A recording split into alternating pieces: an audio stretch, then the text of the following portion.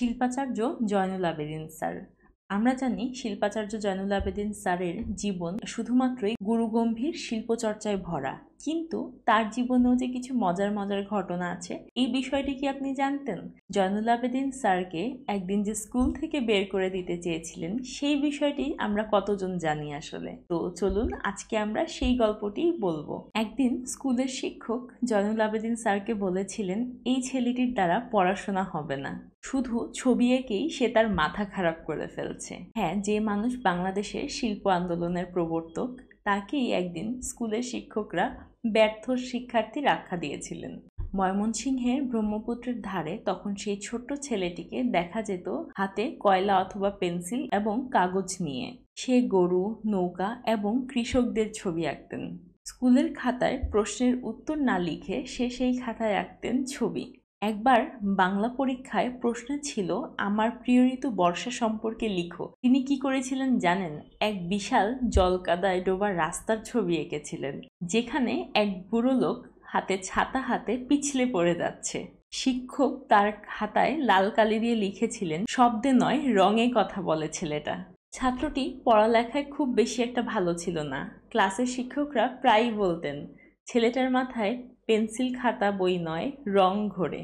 একদিন এক শিক্ষক তো রেগে গিয়ে বলেই ফেললেন, তুই কি সারাদিন আঁকতেই থাকবি? বড় হয়ে কি হবি, সিনেমার পোস্টারওয়ালা? কিন্তু জয়নুল আবেদিন সেদিন মাথা নিচু করে বলেছিলেন আমি এমন ছবি আঁকবো যেটা মানুষ কখনো ভুলবে না। সেই সময় ক্লাসের সবাই চুপ হয়ে গিয়েছিল। একদিন শিল্পাচার্য জয়নুল আবেদিনের দিকে পুরো শহর তাকিয়েছিল। সেদিন ময়মনসিংহে একটি বার্ষিক চিত্রাঙ্কন প্রতিযোগিতা হয়েছিল। তখন তার বয়স মাত্র 14, কিন্তু শিল্পাচার্য জয়নুল আবেদিন সেদিন সেই বয়সে বানিয়ে ফেলেছিল একটি বিশাল পেইন্টিং, যেটাতে ছিল নদী, নৌকা, কৃষকের মুখ এবং সাধারণ মানুষ। পুরো শহর সেদিন তাকিয়েছিল ছবিটার দিকে। বিচারক সেদিন বলেছিল এই ছবিটা অবশ্যই কোনো প্রাপ্তবয়স্ক শিল্পীর আঁকা। জয়নুল আবেদিন সেদিন সেই বিচারকের সামনে এসে দাঁড়াতেই সবার চোখ কপালে। এরপরে আরেকটি ঘটনা। স্কুলের সেই শিক্ষকটা একদিন তার কাছে গেলেন জয়নুল আবেদিন স্যারেরই আঁকা একটি ছবি নিয়ে এবং বললেন তুমি কি দয়া করে এতে তোমার সিগনেচার করে দিতে পারবে? এই ছবিটি আমি আমার বাড়িতে রাখবো। তো সেই শিক্ষক ছিলেন তিনি যিনি একসময় বলেছিলেন যে তুই তো বড় হয়ে কিছু হতে পারবি না। জয়নুল আবেদিন স্যার সেদিন মুচকি হেসে বলেছিলেন স্যার আপনি না থাকলে হয়তো আমি কিছুই হতে পারতাম না। আপনার কথাগুলোই আমাকে প্রচণ্ড অনুপ্রেরণা দিয়েছে বড় হতে। এই গল্পটা কিন্তু শুধু মজার নয়, এটা ভীষণ শিক্ষণীয় একটি গল্প।